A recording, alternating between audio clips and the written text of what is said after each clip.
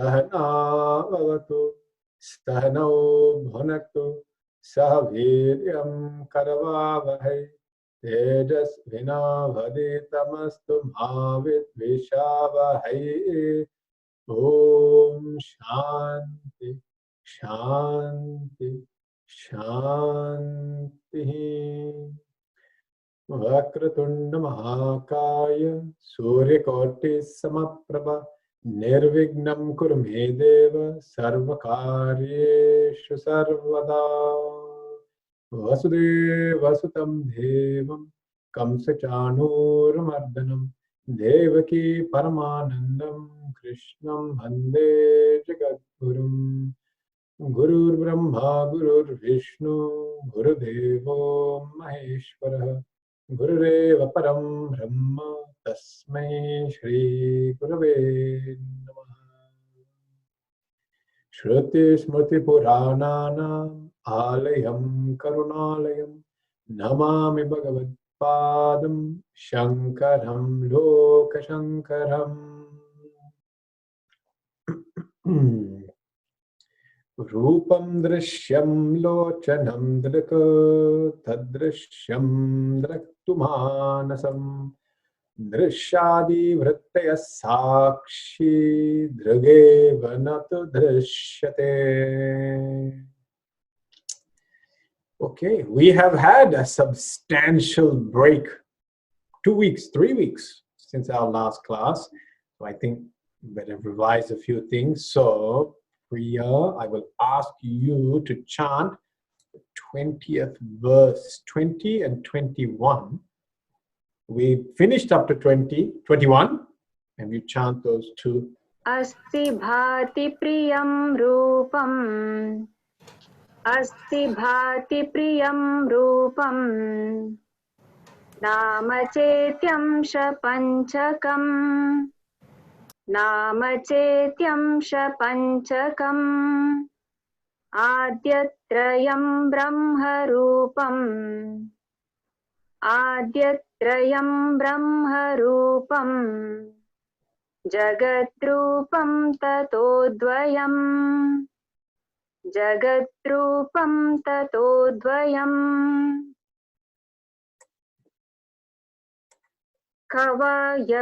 Kavaivaknijalorvishu. Kavaivaknijalorvishu. Devatiryang naradishu. Devatiryang naradishu. Abhinna Satchidanandaha. Abhinna Satchidanandaha. Vidyete rupanamani. Vidyete rupanamani. Okay. These two verses here, they form part of the core message of our Drig-Drishya Viveka. That in this world, when we come in contact with the world of objects outside, and even when we come to understand ourselves or define ourselves, there are 5 factors that we come in contact with. Those 5 factors are asti, existence, bhati, consciousness, priyam, bliss, rupa, form, nama, name. Name, form, then existence, consciousness, bliss. These are the 5 factors that we come in contact with when we contact the world. These are the 5 factors that are there. Now, the thing to understand is these first 3 factors, Adya Trayam Brahma Rupam, the first 3 factors are considered to be of the nature of reality. They are real. Yeah. So existence, consciousness, bliss, they are real. Jagad Rupam Tatodvayam, the other 2 name and form, they are what create the entire universe. So the entire universe is nothing but name and form. And that name and form, that actually belongs to Maya. Maya, which means it's appearing, but it's not real. It is not real, which means it doesn't last. It's not permanent. It is not always going to be there. So name and form will keep changing, but existence, consciousness, bliss will always be present. Will always be present. Yeah. And no matter what you see, whether it is outside or whether it is inside, everything outside and everything inside is in essence is Satchidananda. Abhinna Satchidananda Vidyate Rupanamini. Everything is got existence, everything has got consciousness, and everything has got bliss. That is uniform. That is the same for all of it. However, there are differences. The differences are in name and form. So name and form constitute the differences. Otherwise, everything is the same from the standpoint of Satchit Ananda. Yeah. So why is it so important to understand this? Because of a simple principle. And that principle is that Dvitiyadvai bhayam bhavati. That wherever there is duality, wherever there is difference, that we experience fear and sorrow. Wherever there is difference, we experience fear and sorrow. So in this world, what creates difference? Name and form. And once we experience that difference, what happens? Our reaction is fear. It is fear. Yeah. And we know that. We know that if we are by ourselves and if we are secured in our place, it's comfortable. But if all of a sudden in your own place, there's some rattling, some knocking at the door, some steps, you can hear creaking of the steps, especially when you live in wooden houses.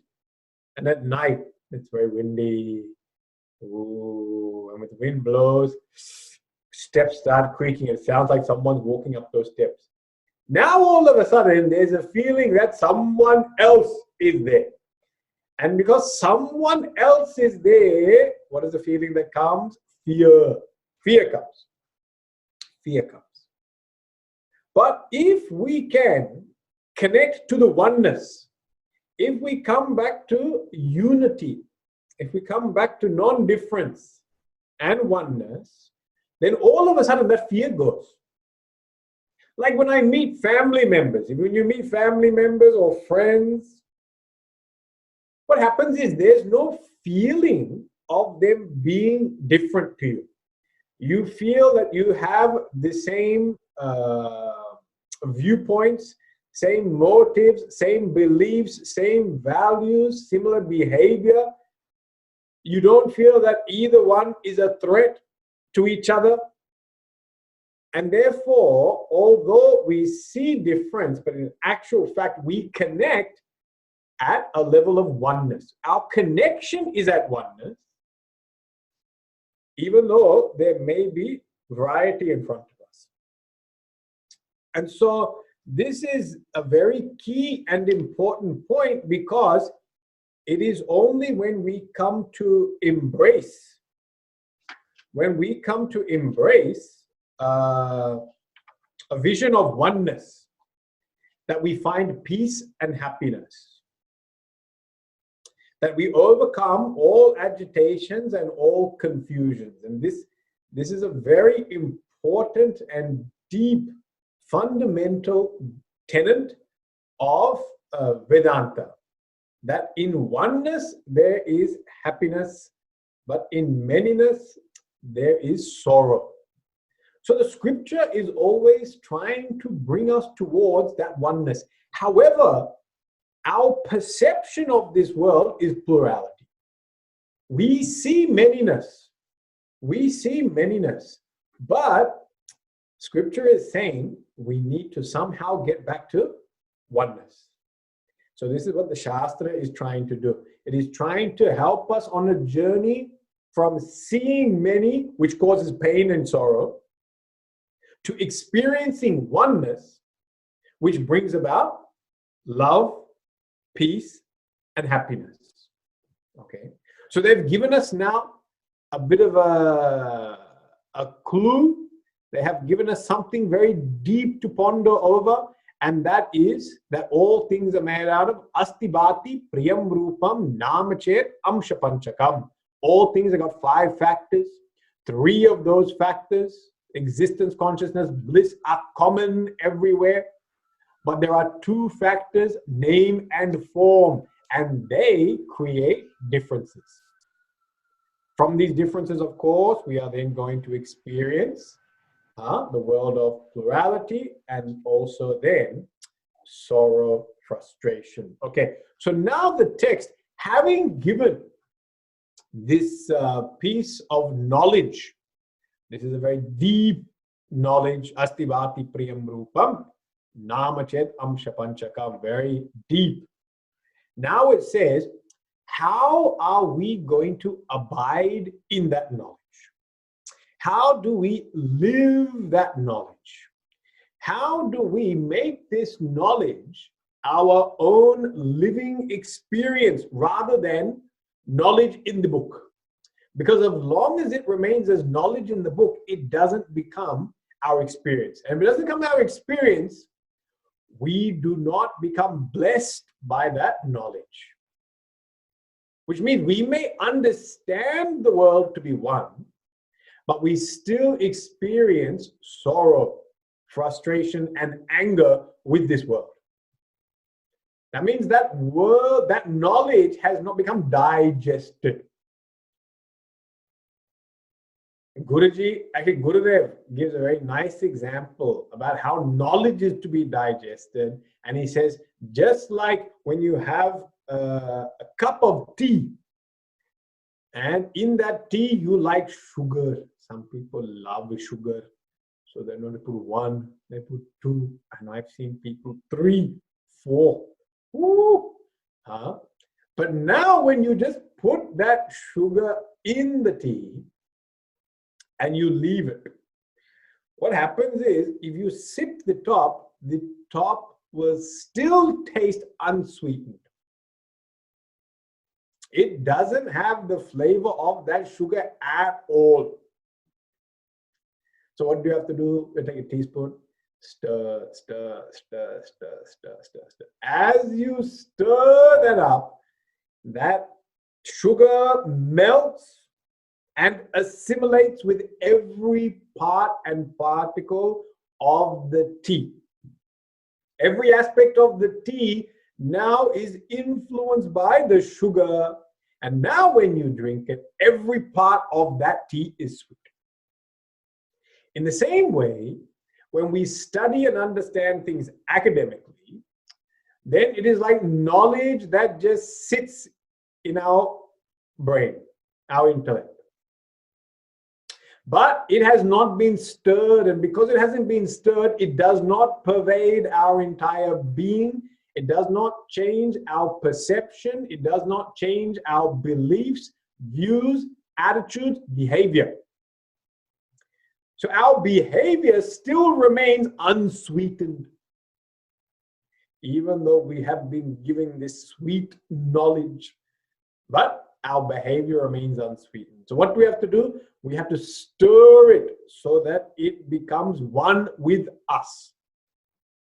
Becomes one with us. This process of stirring is called shravanam, listening. But the stirring starts with mananam, reflecting. And finally, it will move into nididhyasanam, which is called meditation.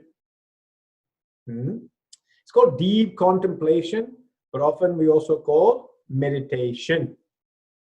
Nitaram dhyatum ichchati, means the desire to constantly meditate. nididhyasanam. And this process of meditation is to ensure that this knowledge becomes completely all-pervasive. It becomes completely rooted in the depth of my personality and then pervades every aspect of my life, from my vision, attitude, speech, behavior. Yeah, that's the purpose. Okay, so now the next 10 verses, and really this is the conclusion of the text. The next 10 verses of this text are going to talk about meditation. What is meditation? Okay, this topic is a very popular topic and a very confusing topic, because everyone calls everything meditation nowadays. Doesn't matter what you do, meditation. If you put that word anywhere, people are very attracted. So you can have meditation while you eat, meditation while you walk, meditation while you drink, so drinking meditation, eating meditation, walking meditation. And then we all get thoroughly confused. But generally when we hear the word meditation, we like to think of a person sitting in Padmasana with their hands like this, chin mudra, on their knees. And, oh, he's meditating. Why? He's in the position of meditation. There must be meditating. Must be. And this is how you impress people. If you can sit in Padmasana and put your hands in Chin Mudra, many people will be impressed with your spiritual enlightenment. Sometimes you can put like a halo behind you, a light, and you hit that light and it shines on your head. Oh, very impressive, very impressive. However, this is not the essence of meditation, unfortunately. Sitting in Padmasana with hands in Chin Mudra and an electronic lamp behind you. See, some of you have got light behind your head. So it does look like some of you are actually got that halo effect going on already. Already mastered one aspect of meditation, but the other ones have to be mastered as well. But what is meditation? So now before we go into the text, let me just explain a few aspects of meditation. Now, rather than talk about different types, there are thousands and thousands and thousands of types of what is called meditation. And rather than try to go through all of them, the key point to understand is always one thing. Why are you meditating? This is the most important thing. What do you want to get out of meditation? What is your goal of meditation? This is the most important thing. So when people ask us how to meditate, really the question is, why do you want to meditate? Why? And if we understand there are different purposes behind meditation, then you at your own discretion can take up whichever meditation you want to take up. But you should know what the purpose of those meditations are. And if we look at it, meditation, I'm using the word meditation very loosely. I'm using it in the context that everyone in society uses the word meditation. Yeah. So there are essentially 4 purposes as to why we take up meditation. There are 4 reasons why people meditate. Okay. And if you understand these reasons, you also understand what you want to get out of meditation, and therefore what type of meditation you should take up. So the first reason why people meditate is because we want relaxation.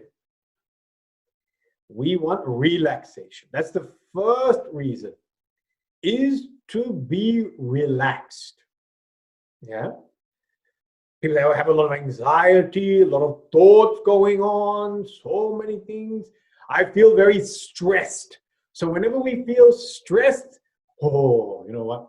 I want to meditate, so I relax. So this is one reason for taking up meditation, is for relaxation. Now, when you do meditation for relaxation, there is one prerequisite. And the prerequisite is that you should be stressed. Because if you're not stressed, there's no point doing this. So the prerequisite for relaxation meditation is stress. If your life is one big party and everyone is cleaning up after you and you've got no reason to be stressed in life, you don't need to do relaxation meditation because your life is a relaxation meditation. Okay? So first thing is you should be stressed. If you are stressed, then you can do the first one called relaxation meditation. Now, in this, what do you take up? You can take up any and every type of meditation that helps you relax. Anything can be done. From listening to waves, sounds of nature, to looking at nature, to dancing, to singing, to walking. You can do anything that relaxes your mind. Can be called relaxation meditation. Anything. Yeah. So it's very loose. This one is very loose. And its only purpose is to relax the mind. Now that's number one. Number two, the second reason for doing meditation is to develop concentration. You want to learn concentration. Now here, what's the prerequisite? Prerequisite is a distracted mind. The mind that is distracted wants to learn concentration, therefore you take up concentration. Okay? Now what's the difference between the first one and the second one? In relaxation meditation, you want it to be effortless. In the first one, it should be effortless. Because if it forces you to put a lot of effort, then you're going to be more stressed. And it's working against what you want it to do. Now, in concentration, effort will be required. Because to concentrate, effort is required. So when you meditate for concentration, you have to recognize, you have to put forth effort. Because everyone likes meditation to be effortless, easy. That's because we all want the first one. We all want relaxation. Now, if you want concentration, you have to be able to put work in. Now, in concentration, what do you need to do? Again, you can do anything. The main key here is that you need to have one object or one thought which you repeat again and again and again. Repetition is most important in concentration.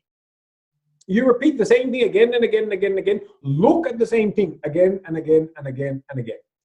You don't need to understand anything. You don't need to have any meaning behind that object. Any object can be taken. You can look at a spot on the wall and just stare at it intently for 5 minutes. They call concentration. The spot doesn't need to represent anything. The spot doesn't need to have any meaning because all you're trying to do is concentrate. So anything can be taken up as an object in concentration meditation, okay? So now that's the second reason why a person will do meditation, if we got concentration. Now, third reason. Third reason is sadguna adana. That means I want to meditate to develop good qualities. Transformation. They call transformation. Meditation for mental transformation. Okay, meditation for mental transformation. Here, what do we do? Now, we may take a symbol or a sound, but that symbol and sound must have meaning. It must represent a noble character, a noble trait. And then we do the same thing with effort. With effort, we concentrate and repeat. We repeat looking at that object. We repeat bringing that object to our mind. And we also try to focus on from the object, we try to go to the quality, the guna of the object. So this is what we do in what is called japa.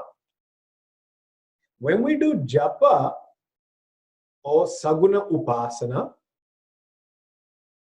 upon God or some noble being, then what do? We take the image and form of that God or noble being.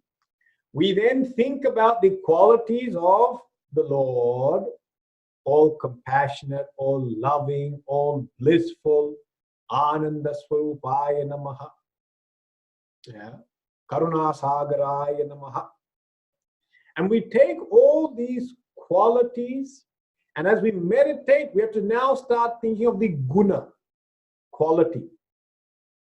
We can't just think of the symbol. We can't just think of a man standing there with a bow and arrow with his wife and his brother and his companion who happens to look like a monkey.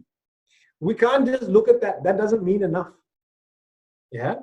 So when we look at the image of Sri Ram, then we have to see that he is the epitome of Satyam, Dharma, Karuna, truth, righteousness, compassion. We're to see these qualities. When we see Lord Shiva, we say Shanta Swarupa, peaceful, detached, Parama Vairagya. We see all these things. So now in this meditation, there is a symbol. There can also be a sound, a mantra, Shri Krishna Sharanam, Mama, Om Namah Shivaya. You can take any of these symbols or sounds, but you must reflect upon the quality, the guna, not just the name and form. This one again requires effort. This requires effort. So now this is the third reason why we meditate, meditation for mental transformation. Okay? And now the last reason to meditate, the fourth and final reason, is when we meditate to discover the truth. To know the truth about myself and the truth about this world. And here when we meditate, we don't meditate upon name and form. We don't meditate upon qualities. We have to meditate upon essence. The essence of that object must be meditated upon. Essence is called Tattva or Swarupa. Tattva or Swarupa.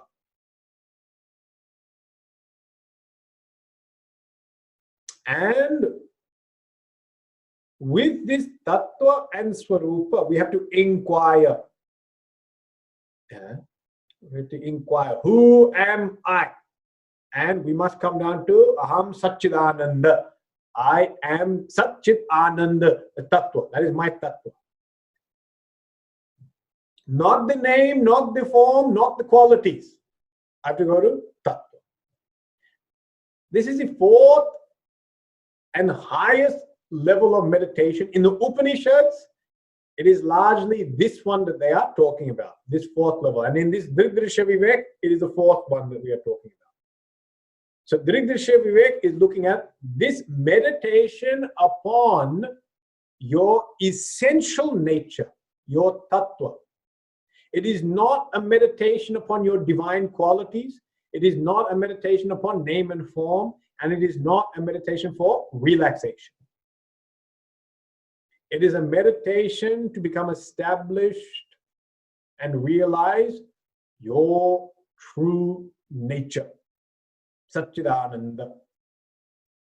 So now if you look at the four types of meditation, relaxation, meditate on anything, whatever helps you.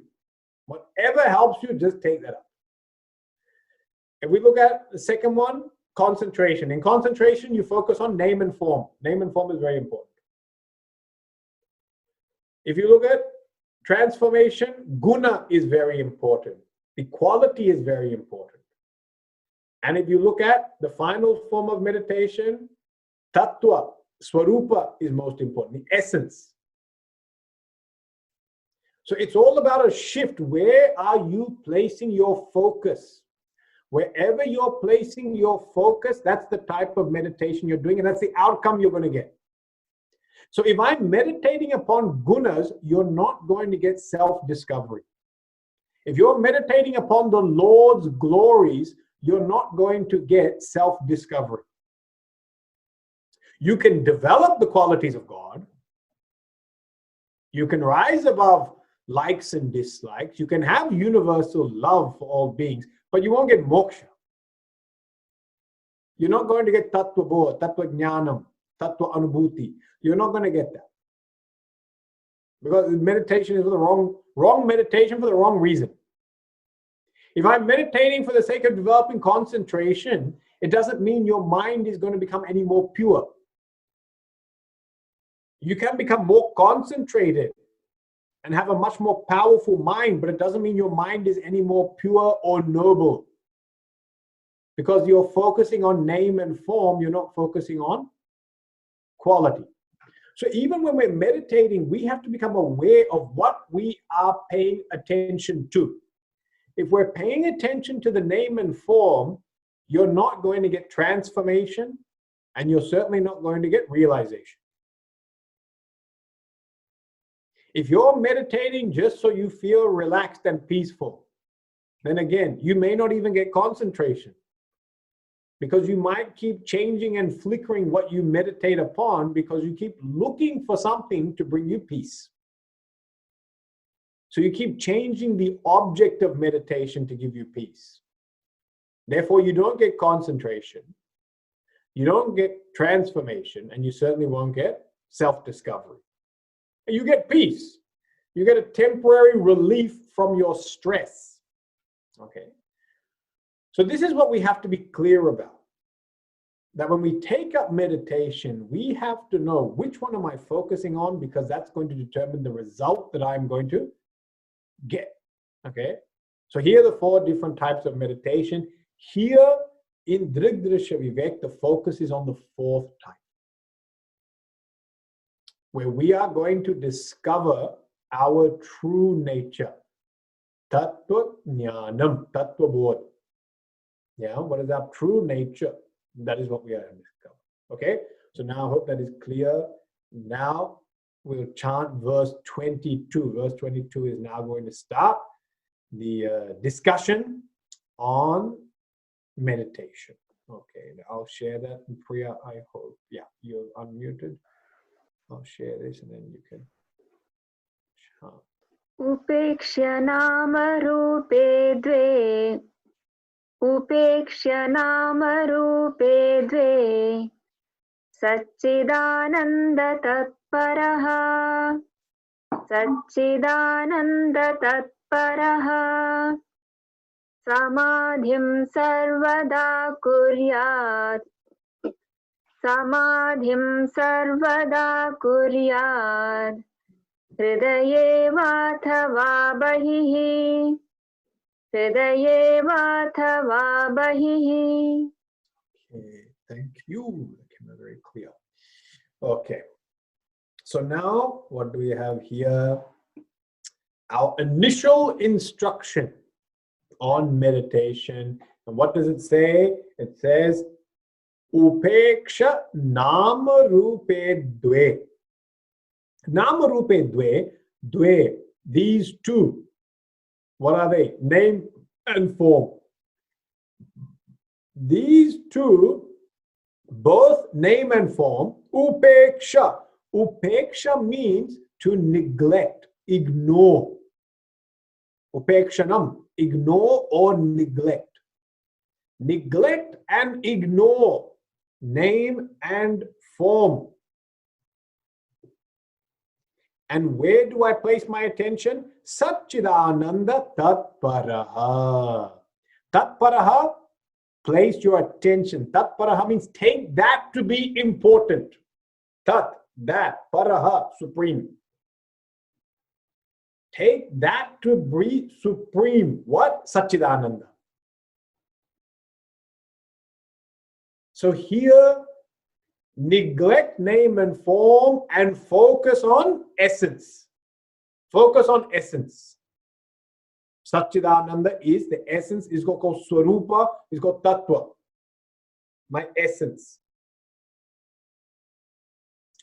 This focusing samadhim sarvada kuryat. Please practice this samadhi, concentration. How often and when? Please tell me how often and when. Sarvada, all the time. Oh, that's a big one. All the time. So now you've been told how often you need to meditate. All the time. Very simple. Just all the time is how often you have to meditate. Sarvada. And where? Hridaye va atava bahihi. Oh, you can do it 2 places. You can meditate hridaye, inside, in your heart, or bahihi, outside. Oh, meditate on inside or meditate on your outsides. You can meditate on your insides or meditate on your outsides. Now, this is something very unique that this Drig-Drishya Vivek brings in. It brings in a tremendous amount of analysis upon the different types of meditation. I've given you 4 reasons to meditate. Now it's going to say, even within this 4th reason, we are meditating to discover our true nature.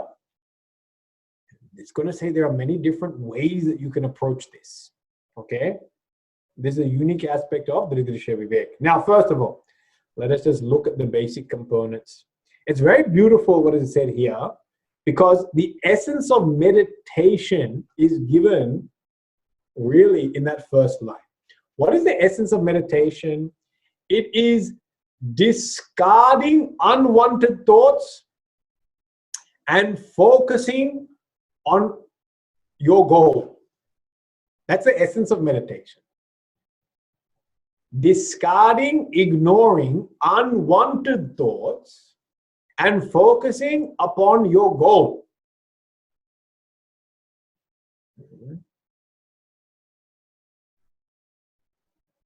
Now, those who attend the Bhasha class, there's a statement which Shankaracharya had given on meditation, which I asked them to memorize. I can see someone there. Banir is there. He attended that Bhasha class. But there's a statement they're supposed to memorize. It's the same thing. Vishayebhya pratisamhritya chetasaha atmani samadhanam. The same thing, means the same thing here. Ignoring name and form, focus on essence. That's what it's saying. Ignore name and form. Why? Because they are distractions. That's not what you're supposed to be paying attention to. And focus on the essence, Satchidananda. So we're going to ignore name and form and we're going to focus on Satchidananda. That's the essence of meditation. That's it, very simple. Class over, text over, complete, close the book. Nothing more needs to be said, really. Everything is given so beautifully there. Now, question is, we might ask, why are we ignoring name and form? That I answered before. Name and form means duality. Duality means pain. Duality means fear, pain, confusion. Tatra ko mohaka shokaha ekatvam anupashyataha. For one who sees one, where is the moha? Where is the shoka? Which means one who sees many, then there is moha and shoka. Mrityum smrityum gacchati ya ihananeva pashyati. In Kathopanishad says this. One who sees many, they go from death to death. That is their life. Their life is death to death. So scripture is very clear about that. Duality is pain. Oneness is bliss. So why are we ignoring name and form? Because name and form lead to duality. Duality lead to pain. Now the question is, what do you mean by ignoring? Because does that mean I lock myself in a room which is completely black like a cave, therefore I can't see any duality whatsoever? Or do I just put a mask over my face and walk around saying only oneness, this beautiful darkness that is shrouded over my eyes? I only see one thing, and that is pure darkness. So when it says upeksha, upeksha, to ignore, it means exactly that. What does it mean to ignore?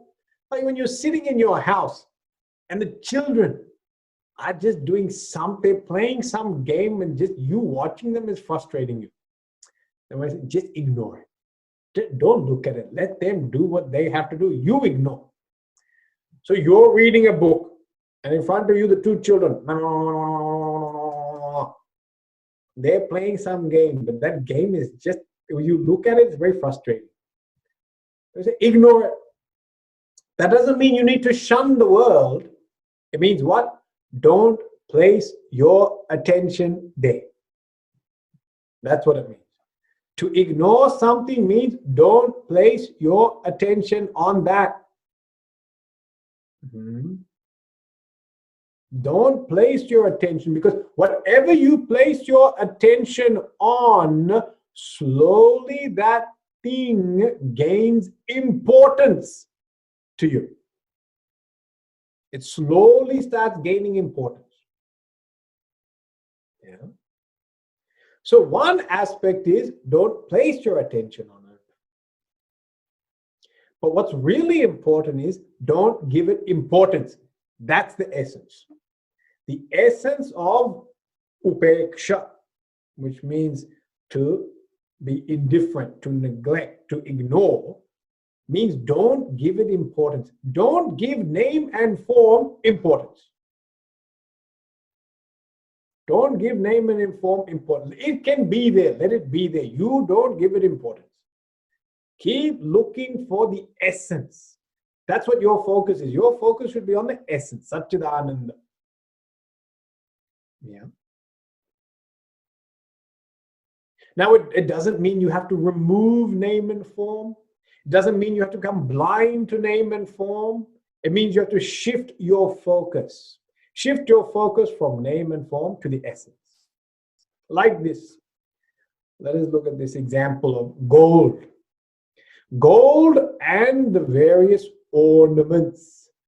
Gold has got many ornaments. You can make earrings, bracelets, anklets, chain, nose ring, also many different rings everywhere. You can make eyebrow ring, tongue ring, lip ring, all. Now ring piercing can be put anywhere. So ring can go to anything. Now, when you look at this chain, sometimes you go to a, what do you call it, jeweler. When you go to the jeweler, yeah, and then you see when oh, I don't like this design. Oh, this one is terrible. Look at this ring. Don't like that. Oh, this one is very beautiful. Such a beautiful ring it is. Now you are looking at it from the standpoint of name and form. The jeweler, when he looks at it, he is sitting there saying, all this is gold only. He only looks at it from the standpoint of gold. He doesn't care about name and form. He just says, buy the heaviest one. Why? The heaviest one is going to give me maximum amount of money. Yeah? He's not bothered with the name and form. But you and I focusing on name and form. We are focusing on name and form. We miss the essence. We don't see the tattva. The tattva, go.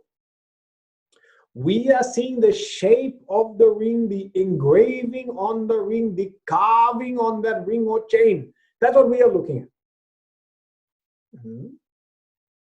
Some people see the sentimental value. That's the guna. That's a guna now you've added to that. On top of nama and rupa, you've now added guna. Oh, many generations of people have worn this. This is for my grandmother. Grandmother. She never wore it. She kept it in a case, and then it was handed down to my mother, who never wore it because I'm not allowed to wear these things. And then that was handed down to the daughter, who's been told, don't wear it because you're supposed to hand that down to the next generation. So it keeps on going down to generations, and no one wears it. But sentimental value. It has gone through so many people's wardrobes and boxes, never on their neck. But it's very important. Okay, so that's a guna. You now added guna. When you hand this necklace over to the goldsmith, he doesn't care for the name, he doesn't care for the form, he doesn't care for the guna. He only looks at one thing, tattva. Is it 24 karat, 22 karat, 18 karat, 9 karat? He just wants to know that. That's all he wants. He goes straight for tattva. So what is his vision? His vision is tattva. He sees only that. What is my vision? Nama, Rupa, Guna. Now what are we supposed to do? Shift that. I have to shift my attention away from Nama, Rupa, Guna, name, form, qualities, and shift it towards essence. The essence. I've got to get back to the essence of things. When I look at myself, that's the essence of meditation right there. Shifting away from name and form and bringing it back to the tattva of the object. Okay. Now he says you can practice this in two places, inside or outside. And he's going to explain all this in great detail. So when he says meditate on inside, what he's saying is you do the meditation upon yourself. Who am I? What is my essence? What is my Nama, Rupa, Guna? My Nama and Rupa, right? Form I have. Oh, I'm so proud of my beautiful form. And then I turned 40 years old and things changed very drastically. Not even 40, maybe 35, only things changed very drastically. And all of a sudden, I was not so fascinated with my Rupa. My Rupa changed. It was not Surupa. Became Kurupa. Surupa means beautiful. Kurupa means deformed. Ayyo, these things happen. So, all of a sudden, you know, when you start putting pictures of yourself in your house, like that are 20, 30 years old, that means you're not very comfortable with your current situation. Otherwise, the pictures are from 30 years, your wedding photos are going up, things that people come to your house and they wonder, who is this very handsome man and beautiful lady? And they say, that's me. And they say, what? No, okay. That's not true. That's not them at all. It's somebody else. Don't make these things. But that man is so handsome. How is it? He's so thin. Look at you. That's not possible. So when you start looking at albums that are 20 years old and putting those photos up, that means you are not that. You have learned to ignore the form. you have done Rupa Upeksha. Rupa Upeksha. Nama. What is my Nama? Oh, Nama. Then you have your own name. Name means all your status and qualities and all that which goes along with it. We know that even in Indian society, name is connected to caste, jati, and status, and all these type of things. Yeah. So focus on that. Gunas, all your virtues, all your vices as well. Virtues, vices, all these things. He said, no, get to Satchidananda. So go beyond BMI and Vasana, go to Satchidananda. That's what it means when it says Hridaye, upon oneself. Bahihi, what does it mean by Bahihi? Meditating outside, seeing the Tattva outside. We already said the world outside, Jagat, Srishti, its substratum is Brahman. Brahman is the substratum. Brahman is Satchidananda, Astibhati Priyam. And on top of that, Nama Rupa. Ignore Nama Rupa, get back to Astibhati Priyam. And that we discussed earlier. But again, this is just giving overview because the details are going to come. Now the word uses Samadhim Sarvada Kuryat. Ever, at all times, practice this Samadhi. Kuryat means to do. Sarvada, all times. Samadhi, do this Samadhi. Now this word Samadhi we need to understand, okay? Now this word Samadhi can be used in two ways. It can either be used as a noun or it can be used as a verb. So in Shastra, it's used two ways, noun or verb. So when we say noun, that means a state of Samadhi, state of Samadhi. It means absorption, state of absorption. That's the noun. And when we say the verb practicing meditation or do samadhi, then it means the exercise of bringing your attention towards that essence. The exercise, the practice of taking the distracted mind and now focusing it away from name and form and guna onto tattva. That practice is also called samadhi. So sometimes samadhi is noun, sometimes samadhi is verb. Here he's saying samadhim sarvada kuryat. Kuryat means do that samadhi. Therefore, the samadhi ends up becoming a verb. And that's how it's going to be discussed here. But samadhi as a noun, when you say state of samadhi, it actually means state of Brahman. That's what it means. Samadhi means Brahman. As a noun, it means Brahman. Samadhiyate asmin iti. That in which you should hold your mind. That in which you should hold your mind or place your mind. Brahman. Mind should be placed eventually in Brahman. Okay? So samadhi as a noun means Brahman. As a verb, it means practice of meditation. It means taking the mind from distractions, name and form, and bringing it back to tattva. And it's like this. You know, in English, we have word sleep. Yeah, we have the word sleep. And if you think about it, sleep can also be noun, or sleep can also be verb. Like I said, waking state, dream state, deep sleep state. Sushupti avastha. When we say deep sleep state, then actually it's noun. It's the name of a state, deep sleep. Yeah. But then we sometimes say he's sleeping. When we say he's sleeping, a verb. That's what he's doing. He's sleeping. So sleeping can become verb. Sleeping can also be noun. It's a state in which he's in. He's asleep. That's a state. He's sleeping is a verb. Same way, samadhi can be used both ways. Okay. So we are going to find out how this can be practiced. Because it says practice this constantly. Whoa. How is it possible to practice this constantly? Okay.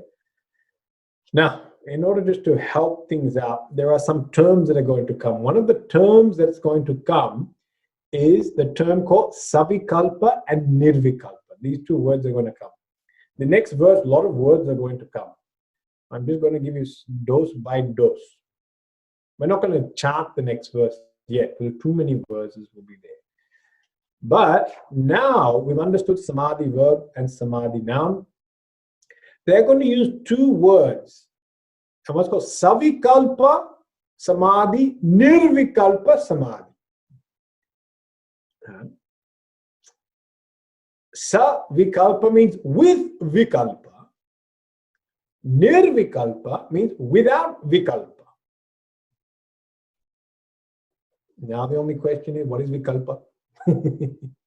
What is this Vikalpa you're talking about? Vikalpa means duality. Duality. So Savikalpa with duality, Nirvikalpa without duality. Okay. And some of you would have heard these words before. Now, another difference between these two, Savikalpa and Nirvikalpa. So Savikalpa, duality, Nirvikalpa, no duality. In Savikalpa, there is effort. You put a lot of effort. Effort is required in Savikalpa. In Nirvikalpa, there is no effort. Actually, Nirvikalpa is the goal.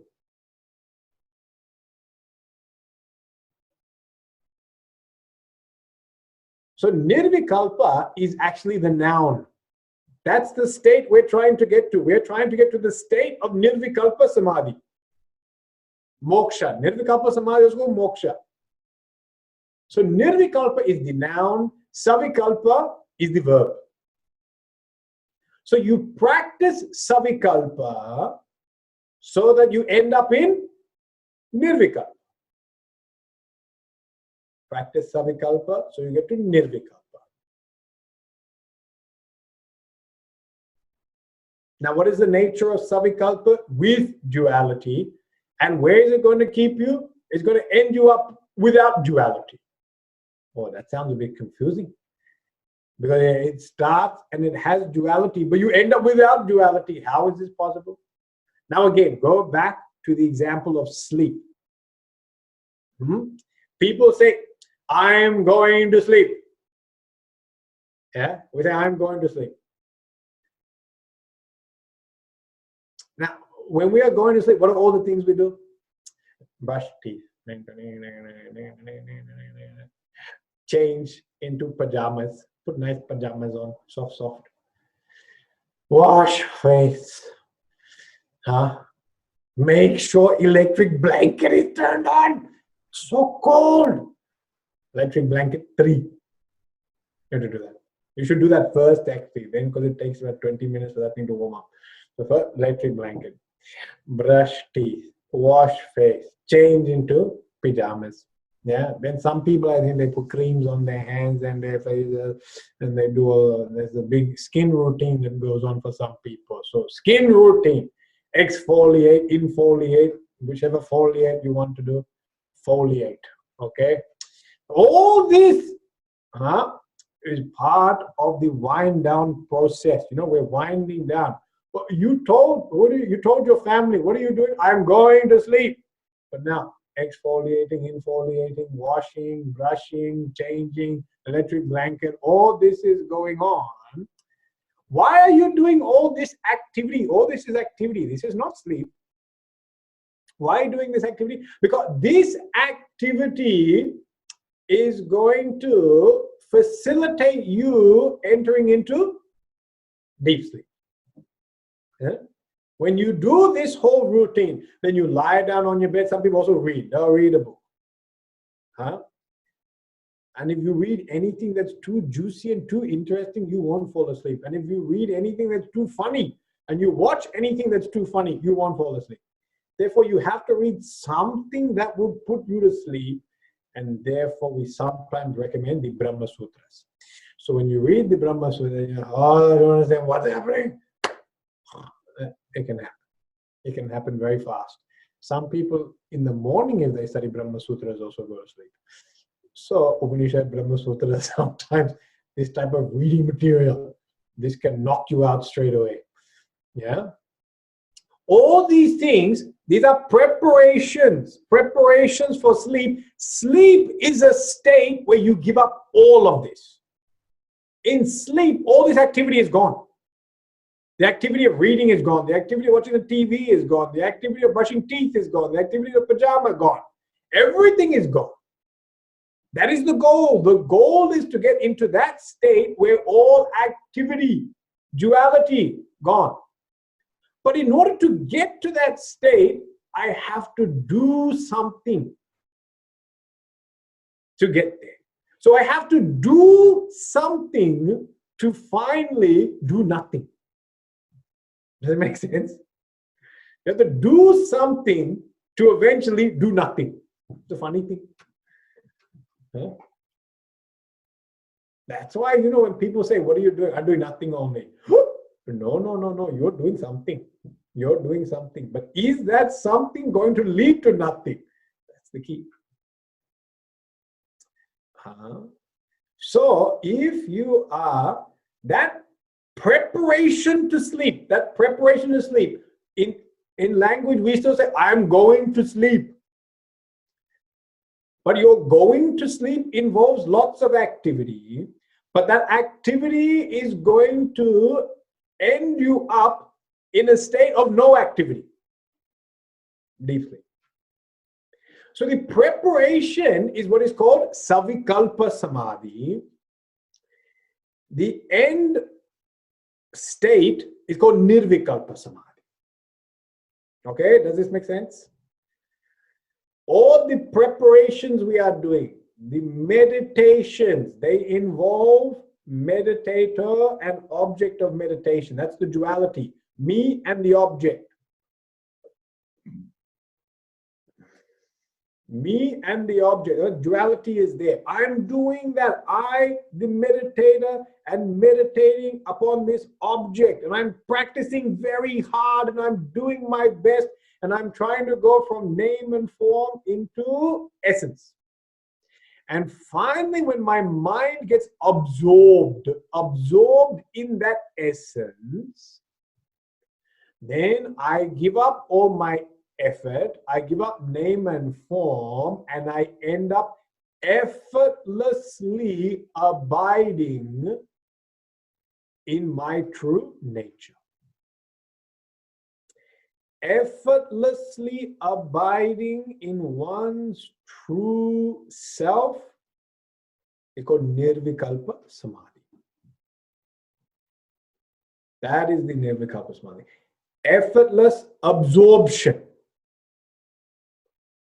in Satchidananda Swarupa, pure consciousness, which is me, Satchidanandoham.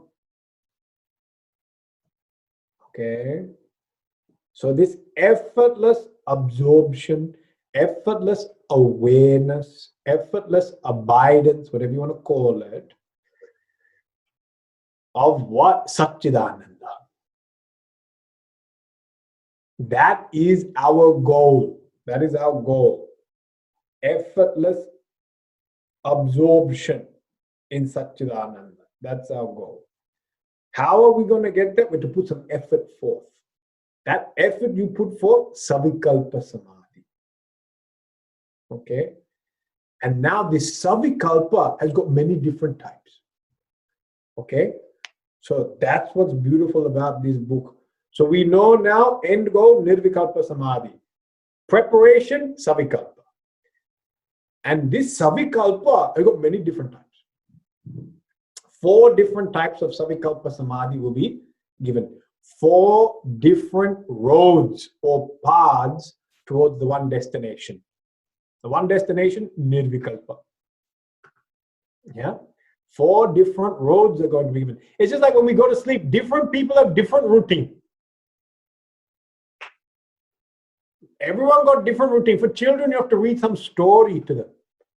And some you have to sing lullaby. Huh? So some people like singing. Some people like story to be read. Some people like eating before they go to sleep. So eat or they drink some hot chocolate or something. Yeah. Each person has got a different program to get them where? To get them to the same state. Finally, everyone in the house, all 4 people end up in the same state. Deep sleep. But everyone gets there different way. So the method of getting there, it's called Savikalpa Samadhi. The state, the goal, it's called Nirvikalpa Samadhi. This text is going to explore 4 different types of Savikalpa Samadhi that will eventually take us to Nirvikalpa Samadhi.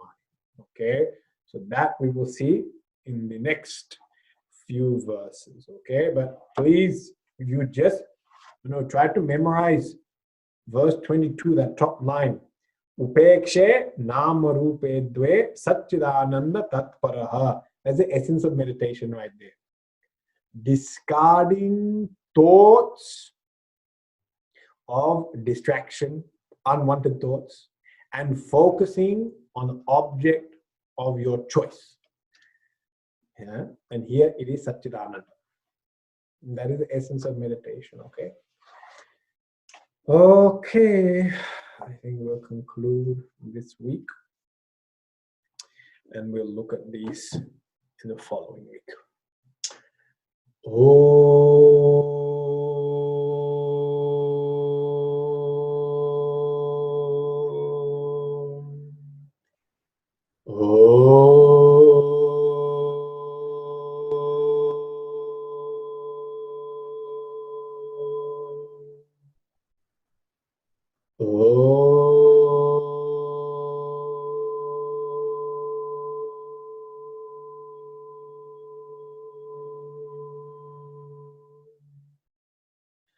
Purnamada Purnamidam Purnat Purnamadachyate Purnasya Purnamadaya Purnameva Vashishyate. Om Shanti Shanti Shanti. Hari Om Shri Guru Bhyo Namaha. Hari Om